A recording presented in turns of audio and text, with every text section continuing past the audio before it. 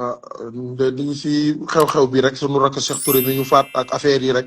mu ne la waaw boo waaw maa amoon ngi gis ay kii di. boo amoon bon message ngay lancé sarak yi rek day baax affaire de vite fait la rek duñ fi yàgg. Non man message bu may lancé je pense que si parents yi laa koy lancé surtout Mhm,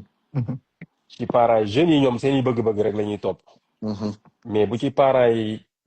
àndul rek xam nga yow sa doom ak lu mu bëgg a dem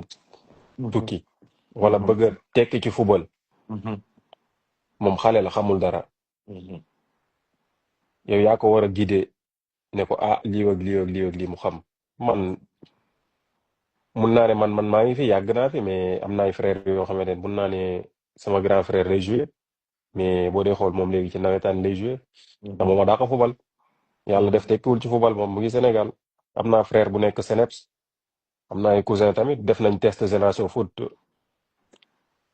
ba sonn tamit mhm, téewuñ leen fa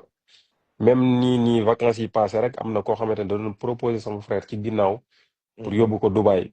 mhm. Chondo yónnee naa la demande bi. ma Mhm. woo ko téléphone expliqué ko waa ji lu mu wax man sam papa carrément ma ne ko kii gars yu dóor la Ah bon? mais loolu parents yi ñoom ñoo ci war a mën a gën a taxaw sa doom lu mu Mhm. bëgg a dem wuta bàyyil ba gis lu leer mais ñun ñi nekk ay anciens ñoo xamante ñun ñoo mag gars yi Cheikh ak ngi li may wax sax mën na ko ñun ñoo gën a bëgg ñun jeunes yi Sénégal tekki ñu ngi lay fay Sénégal le grand sukkaliku sax Mhm. def jàmm Cheikh sant nanga mu alhamdulilah Mhm. naka forme bi ça va lépp ah jàmm nekk ci sant kawam de yàlla bu taxale jàmm moytu yéen a ngi kenn doxal gisatu la fenn waaw Ah kenn gisatu la fenn man bàyyi rek ma toog sama ruq moo gën si man bàyyi rek ma toog sama defe ruq naa ban lañ kañ lañ mujj Mhm. giseen oh c'était grand bi génnal nag Amiens génnal la wala soxla Lens soxla nañ la Mhm. laas bi yàgg non garaawul man non bàyyi rek Chérif non génnal bàyyi rek ma toog sama ruq garaawul non gars yi nee nañ nga génnal Habib mi ngi doon wax point bu am solo nee na Mhm. Habib du mu bëgg nga ñëwaat si histoire bi nga ne sa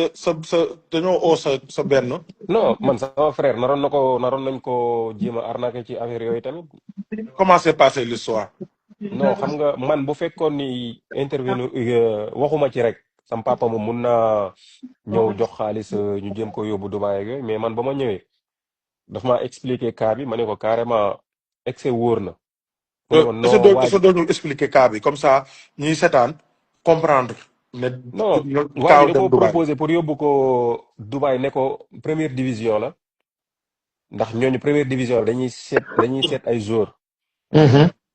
man yëguma ko woon sama papa ko moo ko doon lijjal ba gis naa que def na rendez-vous ak waa ji Dakar Mhm. Dakar lañ joxante rendez-vous ñu dem ba gisante ba teg lépp waa ji laaj ko 3 millions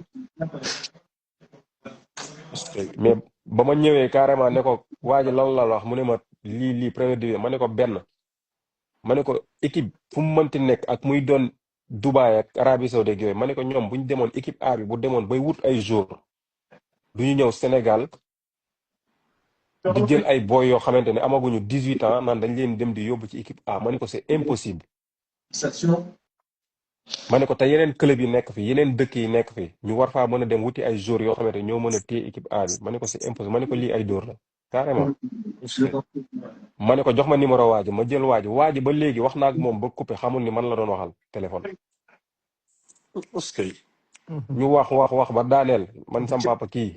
affaire arnaque la boo leen ko joxee xaalis it ñàkk ngeen moo tax ma ni waajur yi des fois ñoom ñoo war a mën a guider xale yi ak xale lu mu bëgg a bàyyil ba gis lu wóor léegi centre de formation yi bëri na Sénégal am na centre yoo xam mën nga faa jaaree dem yàlla def li gën nga dem tukki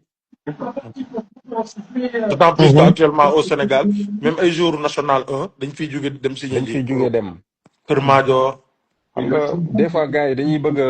brouiller état bi du question ni bëgg naa dem rek dama war a dem kut koo kut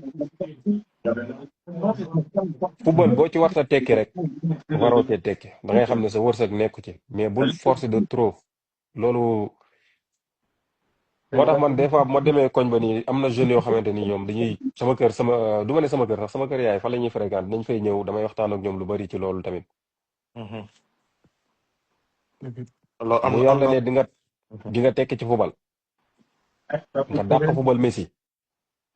boo waree tekki ci football di nga tekki boo waree yàlla bu nee Sénégal ngay des di nga des Sénégal loolu kenn mën ci dara affaire yi moom jarta yàqamti. Cheikh Ndoye Habib kii Pape Chérif Ndiaye Cheikh Ndoye Pape Chérif Ndiaye def na sànq benn sortie bu am solo moom ak fi mu gën a accentué mooy nañu yërëm suñu rakk yi rek wàññi tuuti pression sociale bi parce que nee na boo xoolee gars yi lu bëri bëgg a teral wéyjur moo leen di jaral ñuy jël Barça wala Barsaq ñuy jël yoonu Nicaragua bi di gis tamit ay opportunité du football même boo leen waxoon au fin fond du monde la